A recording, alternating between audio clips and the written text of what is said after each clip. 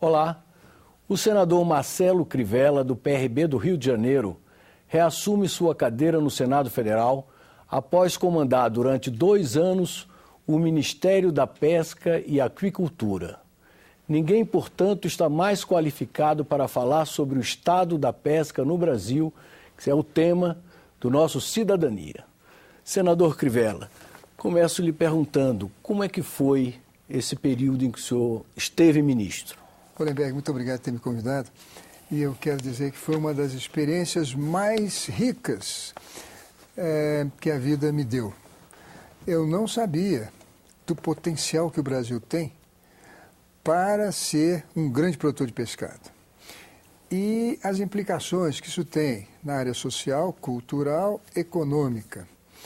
E posso aqui afiançar ao senhor e aos telespectadores da TV Senado de que poucos brasileiros sabem das riquezas naturais que nesse setor Deus deu à nossa civilização, ao nosso povo. É realmente algo assim que espero durante esse programa a gente possa esclarecer e dimensionar de uma maneira bem realista. Que balanço o senhor faz hoje da pesca no Brasil? Eu acho que o presidente Lula foi muito importante, porque ele acreditou no setor. Assim que fui para lá, eu fiz 100 perguntas e pedi aos técnicos do Ministério que me respondessem. Então fiz um livrinho, as 100 perguntas do ministro Crivella. Ali eu aprendi de que logo depois da guerra, o mundo se despertou para essa proteína animal que antes era explorada de maneira artesanal. Muitos países caíram no erro que nós caímos, que foi investir pesado na pesca extrativa, e aí houve a sobreexplotação e um fracasso total. Então o Brasil, que tinha criado a SUDEP, Superintendência de Desenvolvimento da Pesca, saiu de um extremo do pêndulo, foi para o outro, criando o IBAMA.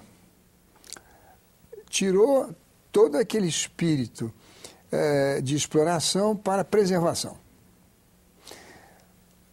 Nesse movimento pendular extremo, dramático, o presidente Lula procurou trazer o pêndulo para o meio e criou o Ministério da Pesca e Aquicultura com gestão compartilhada. Ora, esse ministério começou a desenvolver suas políticas. Então, hoje na pesca extrativa, no nosso mar, nos rios, nos açudes, nas represas, nós já temos uma pesca, eu diria, muito melhor do que no passado, porque as políticas de defesa vieram nos socorrer. Agora, a partir do momento em que nós criamos o Ministério, também nos voltamos para aquilo que o mundo já havia se voltado há muito tempo, que é a produção pesqueira de cativeiro. Afinal de contas, nós somos o país com a maior quantidade de água doce no mundo. Não poderíamos produzir tão pouco. E aí os fantásticos técnicos do Ministério da Pesca, junto com o pessoal do Ministério do Meio Ambiente, começaram a traçar políticas de tal maneira que em 2013 nós rompemos vamos dizer assim, a fronteira de 2 milhões de toneladas e produzimos 2 milhões, quase 2 milhões e meio. As pessoas, quando ouvem falar de 2 milhões e meio de toneladas, talvez precisem interpretar isso em quilos. E as pessoas têm uma visão mais sólida do quilo, não é? Claro. Mais próxima. São 2 bilhões e meio de quilos de peixe. 2 bilhões e meio. Então, se nós somos 200 milhões de brasileiros, já estamos falando aí de 12,5 kg para cada um de consumo per capita. Mas o Brasil ainda consome muito mais do que isso e nós temos uma importação grande. Peixe. Temos uma importação grande. Ou seja, temos ainda um longo caminho para crescer nesse setor. Temos, porque o nosso consumo per capita está em 14,5 kg, mas importamos, ano passado, em 2013, quase 1,5 bilhão de dólares. Agora, nós precisamos pensar também no mundo. Nós estamos caminhando para uma população de 7 milhões de habitantes e a FAO tem dito que em 2030 não há outra maneira de alimentar um mundo tão populoso, com proteína animal se não houver contribuição na produção de peixe em cativeiro. E aí, quando se fala em peixe em cativeiro, os olhos do mundo se voltam para o Brasil. E hoje o peixe em cativeiro já representa mais do que a pesca extensiva nos mares, nos rios e nos açudes. Bem mais. A pesca extensiva no mundo inteiro, ela tem uma produção mais ou menos estagnada. A aquicultura é que tem crescido. Em alguns países, como foi o caso do Brasil, ela cresceu nesse último ano de 2013 50%.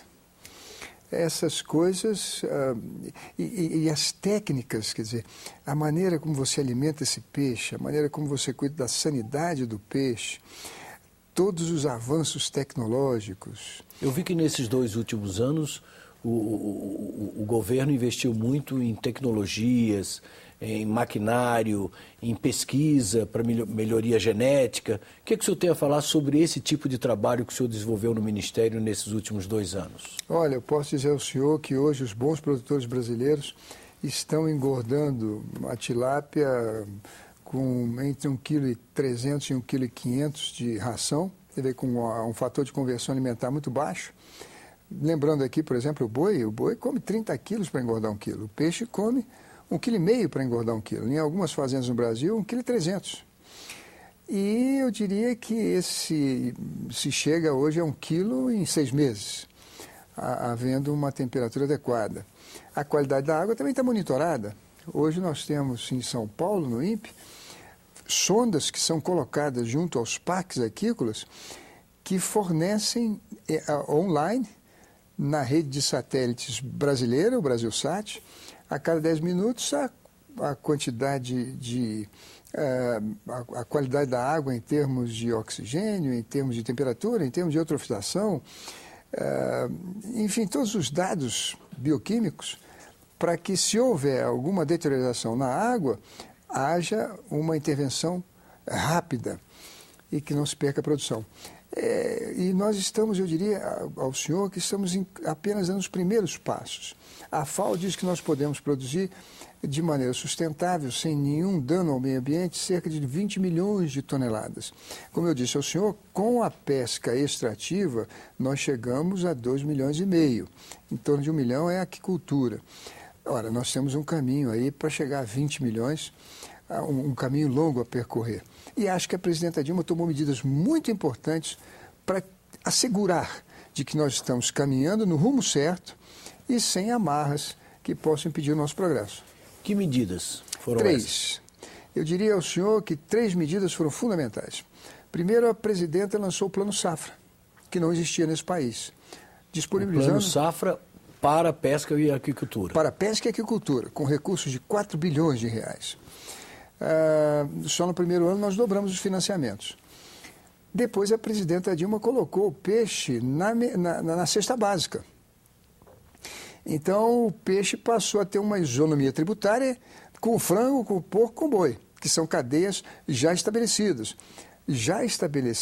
E também, eu diria, na questão do boi, já no seu limite. Do frango também, de certa forma, estamos no limite.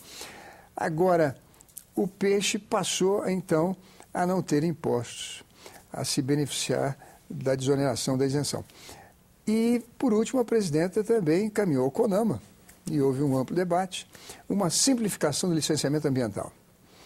Impressionante, o país com uma vocação enorme para a produção de pescado, ainda precisava de 3 licenças para produzir peixe. Imagina um pequeno agricultor que quisesse fazer um galinheiro, ou quisesse fazer um chiqueiro, ou quisesse cercar um curral, ele poderia fazê-lo sem problema, mas se cavasse um tanque para criar peixe, licença prévia de instalação e de operação. Hoje é uma licença só e simplificada. Para cultivos pequenos pode ser obtida na internet. Eu acho que essas 3 medidas já foram, vamos dizer assim, a razão do sucesso da produção em 2013. E agora em 2014, 2015, isso vai gerar uma produção ainda maior. O senhor falou em pequeno. Os pequenos produtores foram os principais beneficiários dessa política. Ou seja, na área da pesca não é normalmente o grande produtor, muitas famílias foram beneficiadas nesse processo, ou têm sido beneficiadas. Ah, sem dúvida. A política, por exemplo, do seguro-defeso beneficia os pescadores artesanais. Ela não cobre o pescador industrial. Na questão da aquicultura, nesse ano de 2013, nós conseguimos dar, quer dizer, ceder por 20 anos das águas da União 1.000 hectares. 1.000 hectares. Não é pouco. Eu vou fazer aqui uma comparação. O melhor pecuarista brasileiro, ele consegue engordar 1 tonelada de boi em 1 hectare de terra por ano. Um boi comendo 30 quilos para engordar 1 quilo. Em 1 hectare de água, em tanques, nós podemos produzir 200 toneladas de carne de peixe. E o peixe come 1,5 kg. O boi tem o problema da emissão de metano.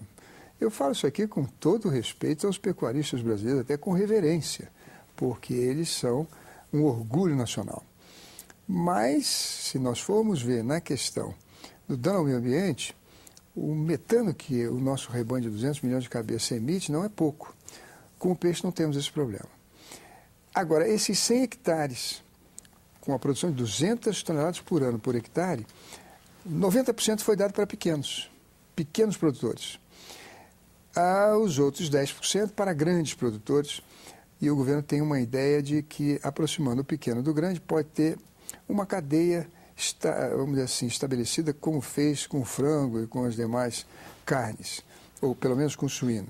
Quer dizer, o pequeno engorda, o maior, o grande, abate e beneficia. Esse universo hoje envolve quantas pessoas? O senhor tem um cálculo assim, a dimensão do universo da pesca no Brasil em termos de população? Tenho sim. A pesca no Brasil envolve 1.070.000 pessoas, eu diria a pesca formal, que tem registro no Ministério da Pesca e Aquicultura. Na parte do cultivo, nós podemos dizer que hoje envolve no Brasil em torno de 100 a 200 mil produtores. O IBGE não fazia estatística, nem da pesca extrativa, nem da aquicultura. A aquicultura já entrou, por convênio do Ministério da Pesca com o IBGE, na pesquisa da pecuária municipal. Então, esse ano de 2014, o IBGE já dará os números de quantos produtores nós temos e quanto eles estão produzindo na aquicultura. Na pesca, ainda estamos conversando com eles para verificar, porque aí já é aquela questão, né? Você tem pesca em todos os rios. O Brasil tem 12 grandes bacias, com milhares e milhares de afluentes, mas tem muitas também pequenos lagos, temos as nossas barragens, temos os nossos açudes, enfim, e uma costa de 8.500 quilômetros, com todas as suas reentrâncias, suas baías, suas áreas estuarinas, ilhas também. Então, o IBGE está se preparando para fazer esse levantamento. Mas são esses números, em termos de pescadores, 1 milhão de pescadores, em termos de produtores, entre 100 e 200 mil, vamos saber com precisão agora no Censo da Pecuária Municipal do IBGE em 2014. E foram inaugurados novos terminais de pesca públicos. Foram. Em alguns pontos importantes do país, centros regionais de estímulo à pesca. E esses terminais pesqueiros, que é uma política também do presidente Lula, que a presidenta Dilma continuou, são redentores. O pescador precisa de ter um local para recepcionar o seu peixe, cortar a cabeça, cortar o rabo, eviscerar, e aí filetar, congelar e dar a ele a oportunidade de vender esse peixe melhor. Vender peixe na beira da praia, num mundo modernizado como estamos, é vender muito barato ou ver o seu peixe estragar. Então, esses terminais pesqueiros são fundamentais. Eles recolhem e tratam peixe, quer dizer, eles... Como é que funciona um terminal pesqueiro? Um terminal pesqueiro tem um conselho social, formado por pescadores, formado por produtores de gelo, formado pela política local, associações, colônias, sindicatos. E ali eles têm uma recepção ao pescado, onde esse pescado é beneficiado. Ele é lavado, ele corta a cabeça, corta o rabo, eviscera. Dessa cabeça, desse rabo e das vísceras vai se produzir farinha de peixe e biodiesel. Depois ele é filetado. Esse filé é colocado no congelador, armazenado, embalado, e aí a administração do terminal pesqueiro vai entrar em contato com o mercado municipal, com os restaurantes, com toda a cadeia de consumo, para obter o melhor preço. Em alguns locais isso é feito até pela internet. Nesse terminal pesqueiro, o pescador vai comprar um gelo mais barato, porque eles estão administrando a fábrica de gelo que é deles. Vai ter também o benefício do governo da equalização do preço do combustível a preço internacional. Então ele vai abastecer o barco dele ali. E vai ter também energia elétrica para carregar suas baterias. Então ele não só recebe todos os apetrechos que ele precisa para produzir, mas ele tem também a condição de armazenar seu peixe e procurar um preço melhor. Sem esse terminal, ele paga mais caro pelos apetrechos e quando volta, ele não vende bem. É um paradoxo, porque quando ele vai comprar o gelo, o combustível, ele pergunta quanto custa. Quando ele traz o peixe, ele pergunta quanto é que você vai me pagar. Nessa coisa de quanto custa, quanto é que você vai me pagar, os pescadores brasileiros viviam numa miséria tremenda.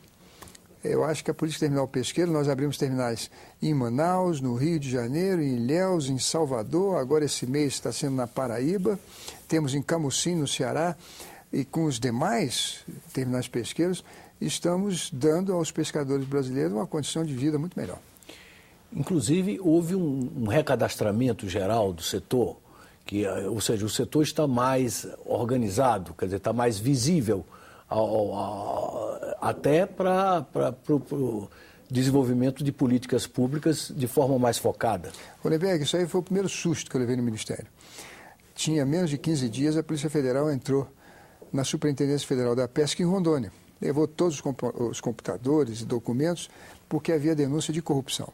Como é que a coisa funcionava? Você tinha 1 milhão de pescadores e 500 mil, 600 mil recebendo seguro-defeso. A época em que o peixe que ele pescava estava em reprodução, o governo pagava um salário mínimo. Vamos aqui dar um exemplo do Ceará. Os pescadores de lagosta param 6 meses. Durante os 6 meses eles recebem um salário mínimo para não precisar pescar. Pois bem, havia aí uma série dito pela Polícia Federal, uma série de malfeitos, porque pessoas que não eram pescadores recebiam e chegou a 2 bilhões de reais o seguro-defeso. Se você visse a quantidade o volume de dinheiro pago no seguro-defeso e a produção pesqueira, não tinha uma correspondência. Bom, para mudar isso, então nós fizemos uma carteirinha.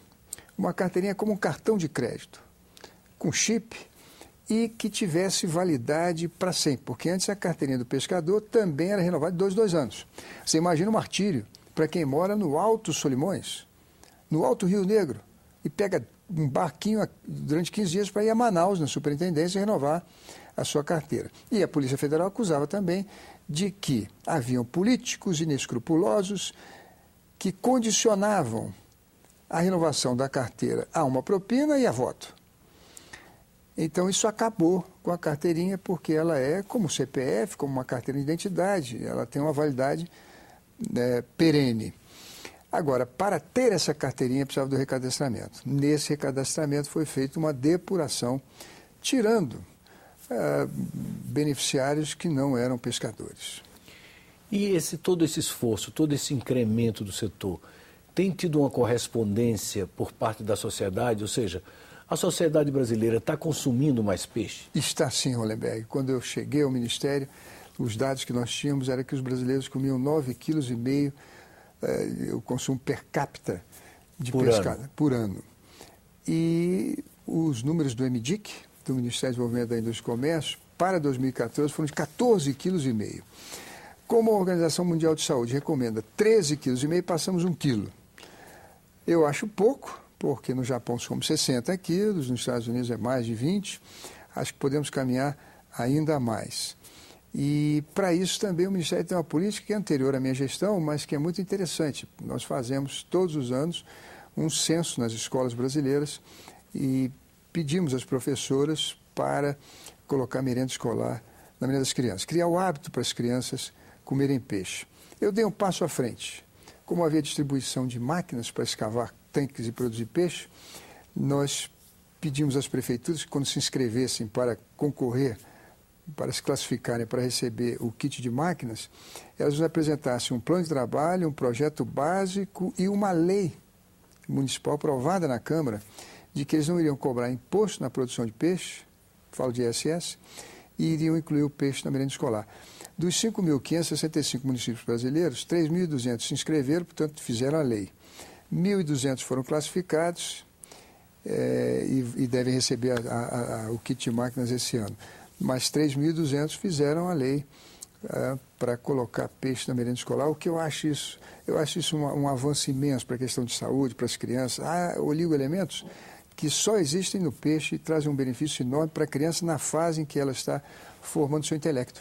Pois então, depois do senhor ter sido ministro da Pesca durante 2 anos, como é que o senhor responderia aos críticos que acham que o Ministério da Pesca seria um ministério prescindível, que deveria, digamos, no enxugamento que se apregoa no número de ministérios, muita gente ironiza e diz, tem até Ministério da Pesca. Como é que o senhor, como ex-ministro, interpreta, como é que o senhor encara esse tipo de crítica? Eu acho, quer dizer, isso surge por desconhecimento, porque se nós fizermos contas rápidas aqui nesse momento, você imagina, o Brasil está hoje produzindo 2,5 milhões de toneladas, mas tem um potencial conhecido por todos, de 20 milhões de toneladas. 20 milhões de toneladas de pescado por ano de maneira sustentável, a R$ 6,00 é o preço do peixe in natura na fazenda, daria 120 bilhões de reais por ano. 120 bilhões de reais para um PIB nacional de 4 trilhões e alguma coisa não é desprezível. O Ministério tem um custo anual de 100 milhões de reais. Agora veja que ele vai administrar 120 bilhões, portanto são 1000 vezes mais. Eu não sei se é um outro ministério que tem uma viabilidade econômica tão grande quanto o nosso. Agora você imagina que nesse Parque Aquícola Nacional, o que nós levantamos é o seguinte: o Brasil tem nas hidrelétricas, tem 1000 hidrelétricas, se você contar os PCHs, mais açudes, mais barragens, em 0,5% dessas águas, nós podemos produzir 20 milhões de toneladas. Mas temos instrumentos para monitorar essa água. Se amanhã descobrirmos que podemos passar para 1% da água, que é o que o mundo usa lá fora, nós podemos passar para 40 milhões de toneladas. Olha a segurança alimentar que nos garante e o benefício que trazemos ao mundo. Agora eu digo mais. Imagine o dia em que nós, que somos os maiores produtores de soja, de milho, entre os maiores do mundo, de arroz, de feijão, de algodão, do que for, consorciarmos, ou seja, antes molharmos o milho, escavarmos tanque nas propriedades brasileiras e naquela água criarmos peixe. E com os excrementos metabólicos do peixe, cocô e xixi do peixe, fertilizarmos e produzirmos ainda mais soja, ainda mais milho, ainda mais o que for. Quer dizer, aí das 40 milhões de toneladas, nós podemos imaginar a produção acima de 70 milhões e seremos o primeiro no mundo. Ora, se nós temos a perspectiva de maneira sustentável, consorciada, porque você criar peixe com a mesma água que você está molhando milho, o que for, você tem impacto zero, completamente zero na natureza. Se nós temos uma perspectiva radiosa como essa, nós realmente precisamos de um ministério. Muito obrigado pela entrevista. Eu que agradeço. Chegamos ao final da nossa entrevista. Eu quero agradecer ao senador Crivella por sua gentileza em atender o nosso convite e lembrar aos nossos telespectadores o número do Alô Senado, que é 0800 61 2211, e o endereço do nosso site na internet, www.senado.leg.br/TV. Esses são os caminhos para quem quiser enviar seu comentário, sua crítica ou fazer sua sugestão para a nossa pauta. Obrigado por sua audiência e até um próximo Cidadania aqui na TV Senado.